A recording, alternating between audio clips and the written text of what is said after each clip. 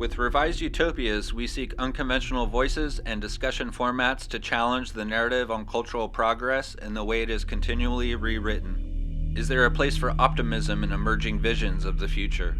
How might the long history of utopias in our arts and culture affect our current conception of good design? Artist Nathan Shafer responds to Revised Utopias by taking a look at his augmented reality project, Dirigibles of Denali. In the 1970s, Alaska saw 3 proposals for dome cities: Arctic City, Seward Success, and Denali City, all of which were ultimately unrealized. Nathan Shafer is a new media artist from Alaska specializing in augmented reality and digital humanities. Nathan was profiled by the PBS Digital Studios as part of an online collaboration called The Future in 2014. Shafer's geo-based AR works have been displayed on every continent. Nathan recently received a Creative Capital Award in 2020 for his project Wintermoot, a limited series of augmented reality comic books set in an alternate history Alaska.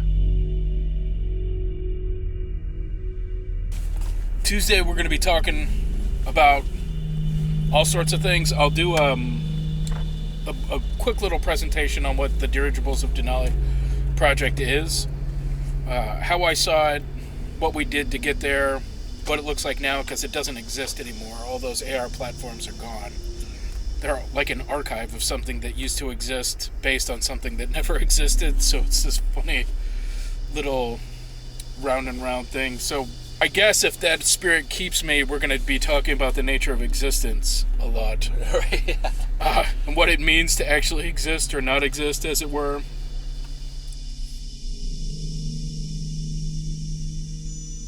For Seward Success to be built across the Knik Arm and Point McKenzie, there would have been an air tram system that did like a huge loop-de-loop around the entire city of Anchorage and went over the Knik Arm into Seward Success. So there would have been an air tram right at the park here in Government Hill.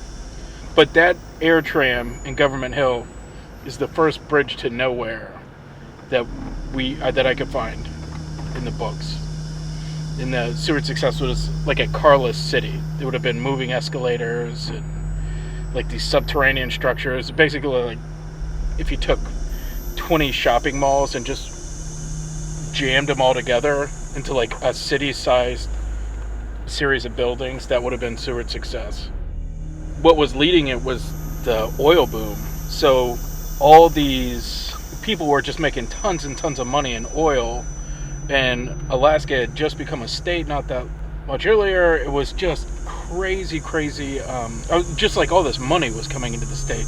And when that much oil was being extracted, it seemed like an infinite supply. It was just, Alaska was going to be infinite gold mine that was just going to go on forever.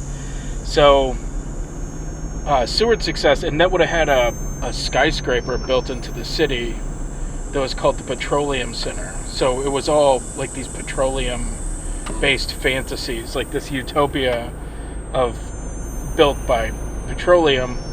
And the ironic thing with that is that Seward Success was designed as like a green city before green cities were a thing. It was no cars, all walking, tons of like plants and like solar cells and stuff. Like it was like a hippy dippy city made on petroleum money. It might have been too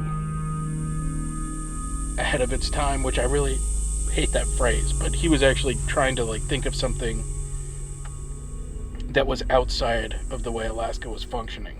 Like Alaska was really moving into this, we have one business and that business is oil, and all we do is extract oil from the ground, and that's how we make money, and it'll happen forever, and we're going to be okay with that. So he was already looking to diversify, because he knew oil was not a renewable resource. It was going to end at some point. We were going to run out, or it was going to get too hard to make it financially viable to extract it. Three Dome Cities, this is a historical analysis, critical theory kind of look at it. It's a history book, but it's written in the style of a middle school social studies textbook. That's how we designed it. I'm also going to put in there our science fiction omnibus. This is the collection of the 10 science fiction pieces set in the Dome Cities, as well as a couple essays by me and one of the co-creators of the project, Patrick Lichty. It was this larger thing. That's another story I'll get to later. I'm also going to include a PDF. This is a digital restoration I did on the original proposal for Seward Success. Since there was only 2 copies in existence, I went in and did like a complete restoration of the project. I'm going to throw those in the links. For lack of a better term, like a quarantine city that just always had its own environment inside. Nice. Quarantine city, I like that. Quarantine city. How appropriate, huh? Well, it was a city that was built on, or it was designed to be a celebration of all the wealth accumulated from petroleum. So the people that lived there they wouldn't have necessarily been Alaskans. It would have been a city for internationally wealthy elite people who are connected to the oil industry. So they might have, a house in New York, a house in Istanbul, an apartment in Miami, and an apartment in Seward Success. And they would just travel the globe, visit their art collections or whatever, and they would have lived a life of luxury in this cold environment, but they would have never had to experience the cold because they were living in this wonderfully curated world of, decent temperatures and all these green things, always living and always having access to things like mangoes and coffee and chocolate.